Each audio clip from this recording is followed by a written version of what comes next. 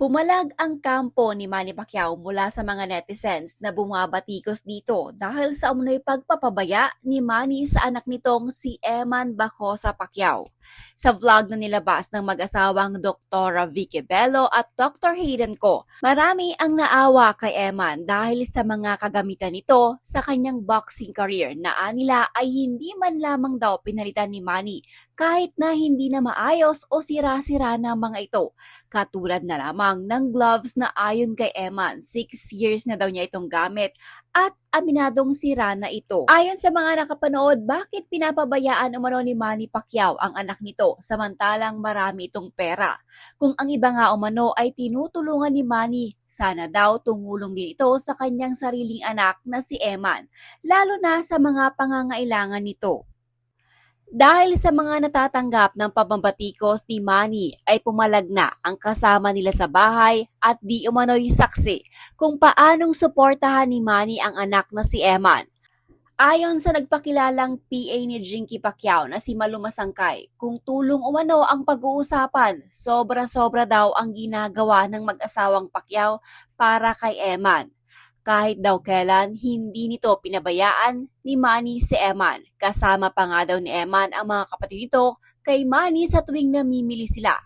Kaya pakiusap ni Malu kay Eman, sana daw wag nito hayaan na batikusin ang mag-asawang Manny, lalong-lalo na si Manny Pacquiao, dahil higit kanino man ay siya umano ang may alam kung paano siya suportahan ng kanyang ama. Ako talaga, isa ako na maka-witness kasi PA ako ni Madam for how many years. Kung tulong ang pag-uusapan, sobra ang tulong ni Sir Manny at Madam Jinky kay Eman. Pinagsha-shopping ni Sir Manny kasama ang kapatid ni Eman. Halos lahat sila nagsha-shopping, damit, sapatos, kung anong gusto ni Eman. Isa ako sa magpapatotoo kung tulong lang pag-uusapan kahit kailan di pinabayaan ni Sir Manny ang anak niyang si Eman. Sana naman po wag po kayo manghusga or husgahan man sila. Alam ko na napakabait ng mag-asawa. Kung sa iba nga, tumulong sila, di naman siguro kailangan pa na ipa-social media kung ano man ang naitulong nila Sir Manny at Madam Jinky kay Eman. Ikaw naman sana, Eman, alam mo sa sarili mo kung gaano ka kamahal ng daddy mo. Mahal na mahal ka ng daddy mo, alam mo yan.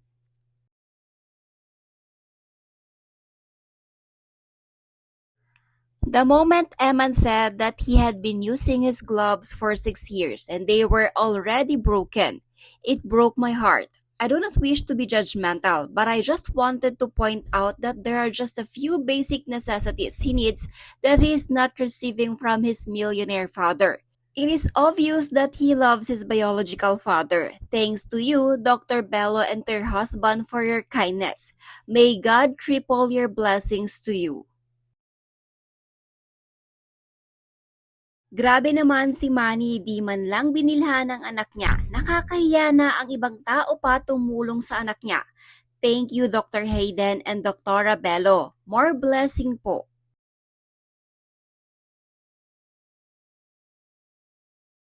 Illegitimate children suffer the consequences of the situation they didn't choose. All the ridicule and belittling like being called bastardo, anak sa pagkakasala, anak sa labas, etc. Too much to handle. We don't know the whole story, but I pity and admire this young guy. He still chooses to love and forgive despite of everything. Eman, remember the meaning of your name, Emmanuel. God is with you, us. Joseph, like Joseph the dreamer. You have a mission and purpose why you were brought up in this world. Dream big, work hard, hang to your faith no matter what. 100% you'll go a long way for God is with you.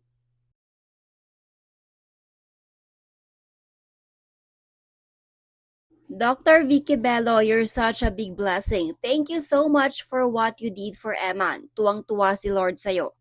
Nakita ni Lord yung sarili niya sa'yo.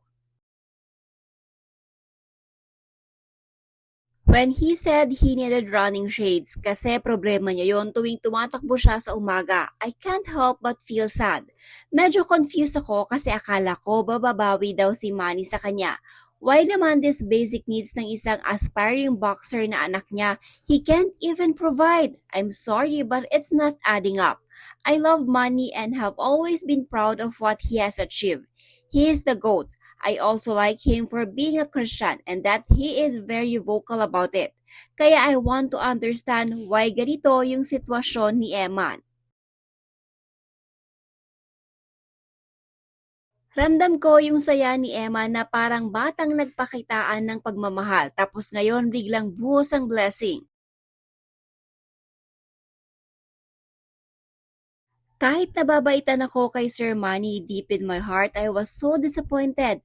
Eman, we are rooting for you. Kahit saan ka dalhin ng fights mo or career in TV, kahit sa ups and down mo, we will still pray for the success. Always be humble and stay so mabait. Very sweet pa. Touch is his love language talaga. Wala pong sinasabi si Eman na masama tungkol sa Daddy, Manny at Jinky. Napakabuti ng puso niya. Madami lang po nag-iisip ng hindi maganda pero para sa mga malalawak ang pag-iisip. Naiintindihan naman po namin na hindi naman pinabayaan ni Manny si Eman nung time na nagsimula na sila magkita at nag-training pa si Eman kasama si Daddy Manny niya. For sure naman na kahit papaano nakabawi naman si Manny kasi galing naman kay Eman na bumabawi talaga daddy niya. May mga tao lang talaga na baliktad ang pag-iisip, gagawa ng issue kahit pa napakaliit na lang na bagay, bumabase kasi sila sa kung anong nakikita. Huwag niyo naman isipin na gumagawa si Emma ng issue dito. Marami lang din nagmamahal sa kanya ngayon at naantig ang puso katulad ng Dr. Vicky Bello at Hayden Ko. Wala pong ibig sabihin sa mga tao nakakaunawa doon kundi masaya kami nakikita na may mabubuting puso na nagpaparamdam kay Eman ng pagsuporta.